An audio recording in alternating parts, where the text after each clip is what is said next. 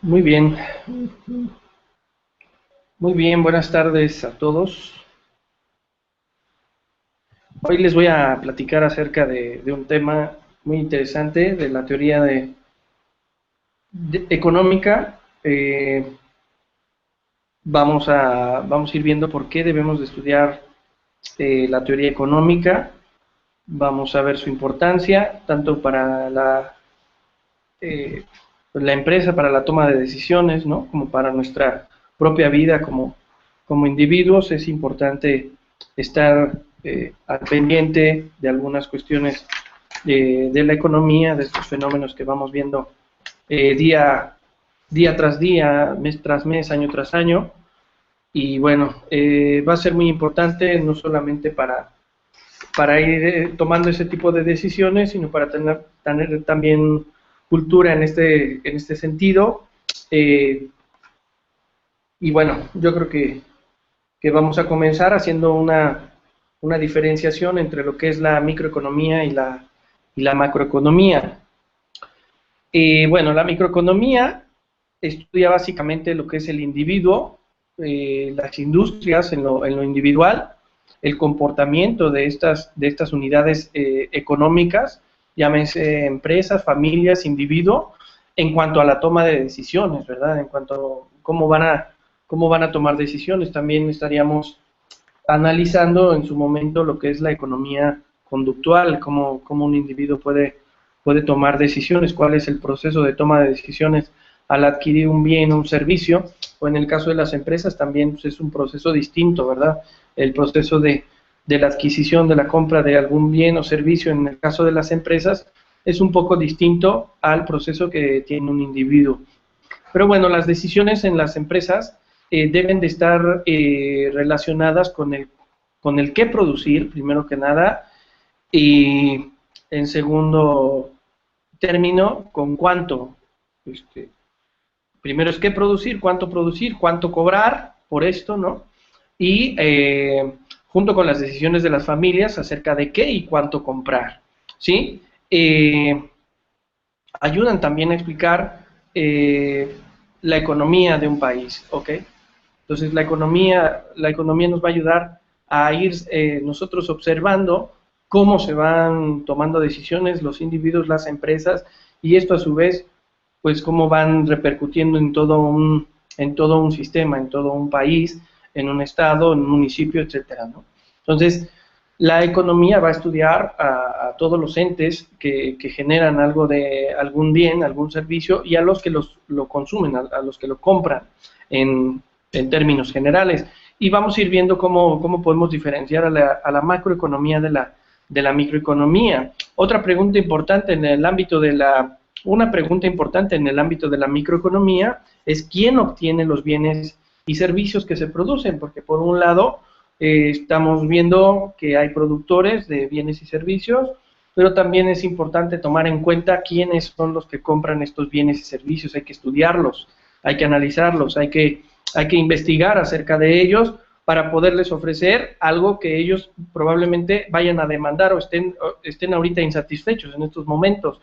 Entonces no es cuestión solamente de producir, eso ha sido un grave problema dentro del ámbito del campo, por ejemplo. Hay muchos productores que hoy tal vez yo diría están desamparados, pero bueno, aquí lo interesante sería no solamente hacer los productores, sino también hacerlos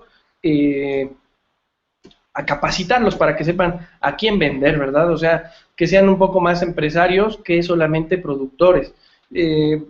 Tenemos que analizar quién va a comprar, cuánto van a comprar, si se requieren de estos bienes o servicios que hoy se están ofreciendo, ¿verdad? Obviamente que sabemos en el tema de la riqueza que las familias ricas obtienen más que las familias pobres, y las fuerzas que determinan esta distribución de la producción constituyen el campo de la microeconomía. Hay algunas preguntas interesantes que dentro de la microeconomía tendríamos que estarnos haciendo. ¿Por qué existe la pobreza? ¿Quién es pobre? ¿Sí? ¿Por qué algunos empleos ofrecen una mejor remuneración que otros? ¿Sí? Y por qué, otra de las cuestiones, ¿por qué ¿Por qué la gente, por qué los recién egresados tienen que estar dispuestos a recibir un sueldo menos competitivo que la gente que tal vez no ha estudiado pero tiene una experiencia? O sea, todo ese tipo de cuestiones, ¿por qué se les paga más a unos, por qué se les paga menos a otros, por qué cuando tienes un título pero sin experiencia te pagan poco, y hay cuestiones, las empresas se manejan, se gestionan de diferente forma, cada una de ellas. Hay quienes le ponen más valor ponderado a lo que es la experiencia, la antigüedad dentro de una empresa, y por eso se le paga más a una persona que tal vez no tenga un título universitario, y tal vez hay otras empresas que hagan lo contrario, que tal vez castiguen un poco más a este tipo de trabajadores y premien a los que tengan aunque no tengan mucha experiencia, eh, tengan título universitario. Entonces, bueno, esas son algunas de las preguntas importantes. Las diferencias con la macroeconomía, entre la microeconomía y la macroeconomía. La macroeconomía contempla a la economía como un todo, como un agregado, ¿sí? En lugar de tratar de entender qué es lo que determina la producción de una sola empresa, en el caso de la microeconomía, o una industria, o bien cuáles son los patrones de consumo de una sola familia o de un grupo de familias, la macroeconomía examina los factores que determinan la producción nacional. Está muy... es muy importante que hagamos este tipo de estudios, porque al final de cuentas, ahorita les voy a dar una frase, o sea, la microeconomía estudia la unidad individual, el hogar, la empresa, la industria. Observa los árboles, pero la macroeconomía observa todo el bosque, contempla todo de forma agregada, ¿sí? Observa y analiza el bosque, mientras que la microeconomía analiza a cada árbol, ¿verdad?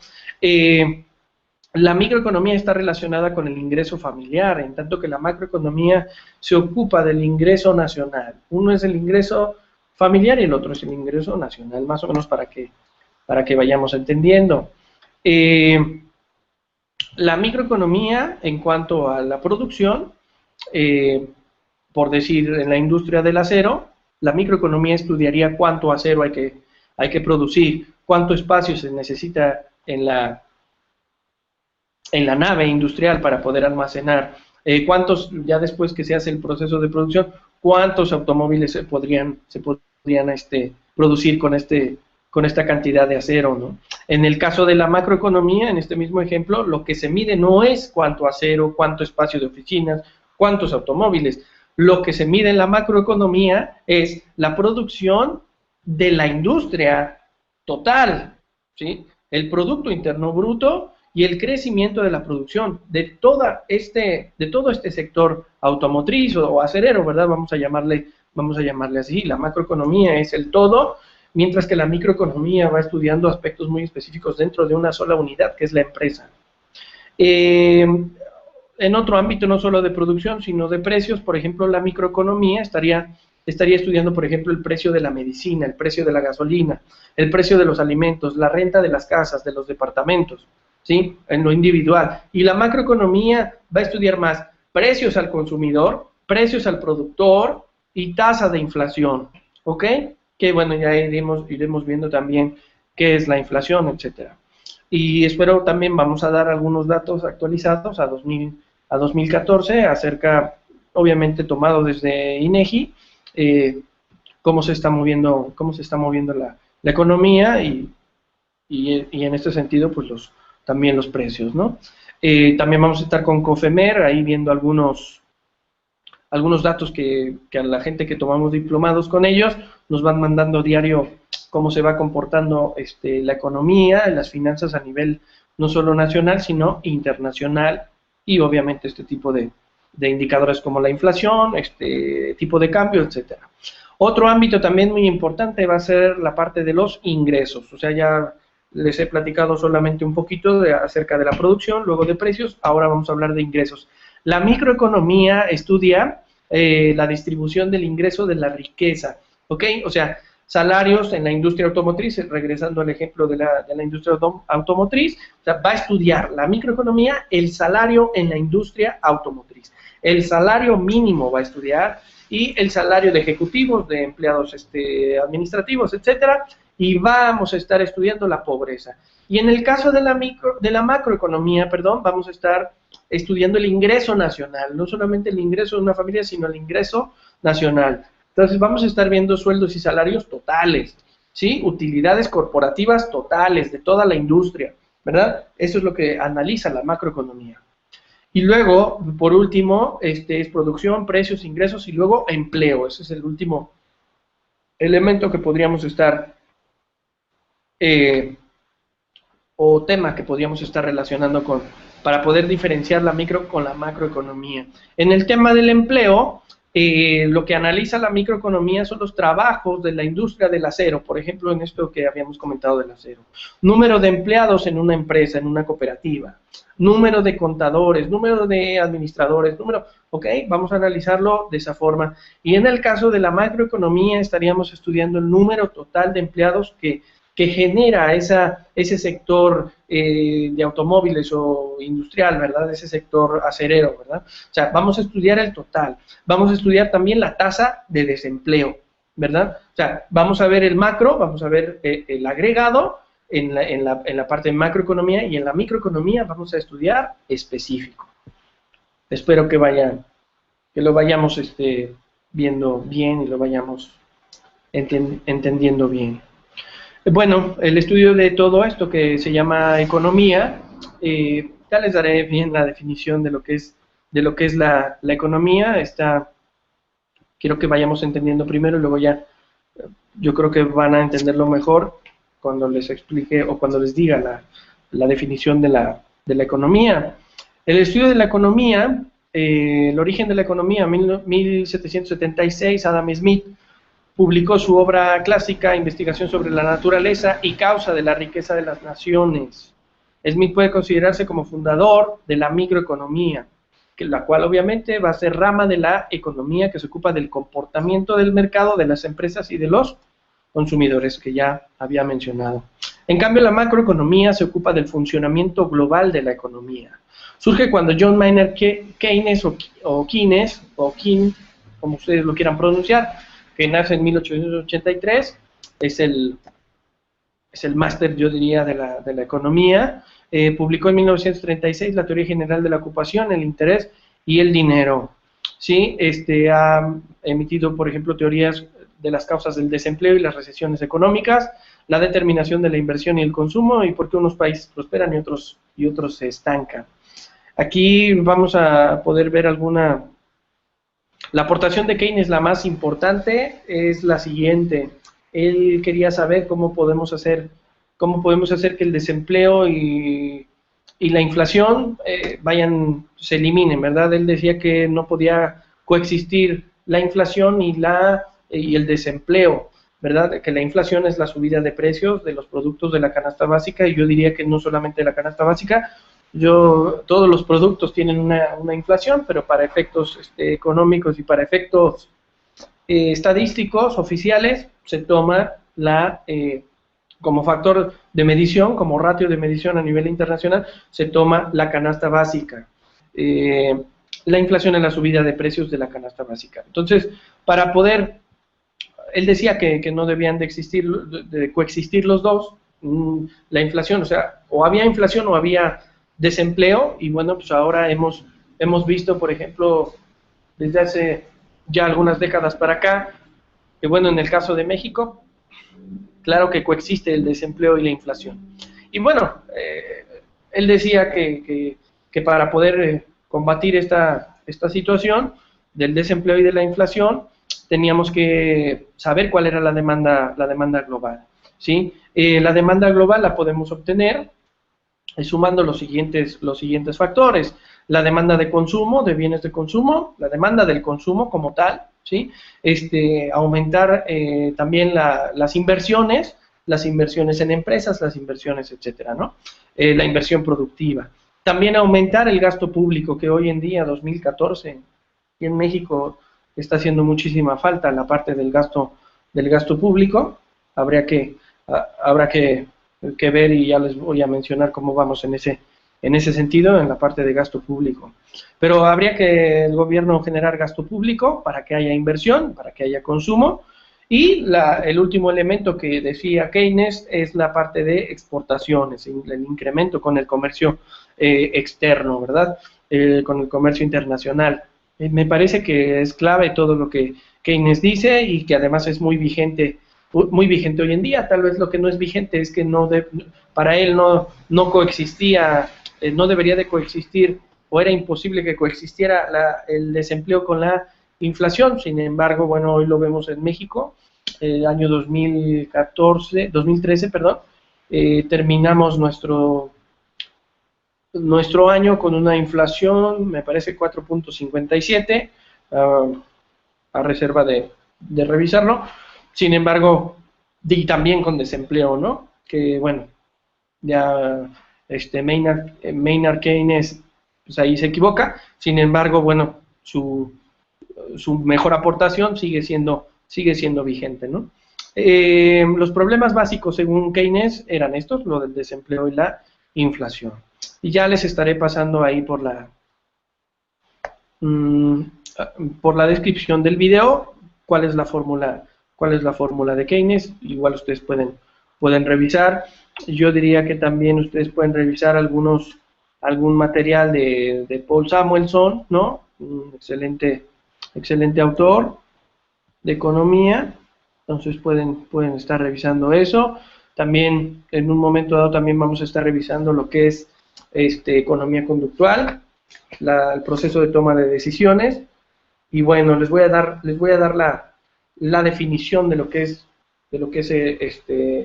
la economía, ¿sí? La economía es el estudio de la forma en que los individuos y las sociedades deciden usar los recursos que son escasos, que la naturaleza y las generaciones anteriores les proveen. La palabra clave en esta definición es el término decidir, y yo agregaría que otra palabra mucho más fundamental que lo que es decidir es la escasez de recursos. La teoría económica trata de cómo administrar, cómo optimizar esa parte, ¿verdad? El problema que todo economista y que todo político, yo diría, deberíamos de estudiar y aprender es cómo administrar los recursos que son hoy escasos y que la naturaleza da, la tecnología también, a partir de tecnología podemos generar también estos recursos. La economía es una ciencia del comportamiento, una ciencia social. De hecho, la economía, y la microeconomía en específico, es la ciencia social más cuantitativa o que se puede medir desde métodos econométricos, no solamente es cualitativa como las comunes ciencias sociales, sino esta ciencia social abarca demasiado la parte cuantitativa, la parte numérica, y eso es lo bonito de esto, ¿verdad? Pero bueno, para poder entrar a esos temas cuantitativos es necesario estudiar la teoría y entenderla bien. En gran parte es el estudio de la forma en que las personas deciden. Las decisiones que toman los individuos consideradas en conjunto se convierten en decisiones sociales, ¿sí? Entonces, bueno, ¿por qué estudiar economía? Bueno, hay 4 razones fundamentales para poder estudiar economía o para tener la motivación. Es aprender una forma de pensar, ¿verdad? Una forma de pensar economista, ¿verdad? Económicamente. Entender a la sociedad también es una de las razones. Comprender los asuntos mundiales y ser una persona informada, un ciudadano informado, sin lugar a dudas. Sin lugar a dudas. Por favor, si ustedes tienen alguna duda, por favor escríbanos ahí en los comentarios, escríbanos al correo que está pues, ahí alineado, o más bien, no alineado, sino está considerado ahí dentro del video. Escríbenos ahí también. Somos una empresa de consultoría que se llama Cifnova Consultores, consultoría de intermediarios financieros no bancarios y pymes, así es el nombre, y nuestra página es www.cifnova.com.mx. También tenemos otro dominio que es www.cifnova.coop, ¿verdad? De cooperativismo, de cooperativa. Entonces, por favor, váyanos ahí viendo y por favor, váyanos ahí tomando nota, inscríbanse y suscríbanse aquí con nosotros. Muchas gracias, bye.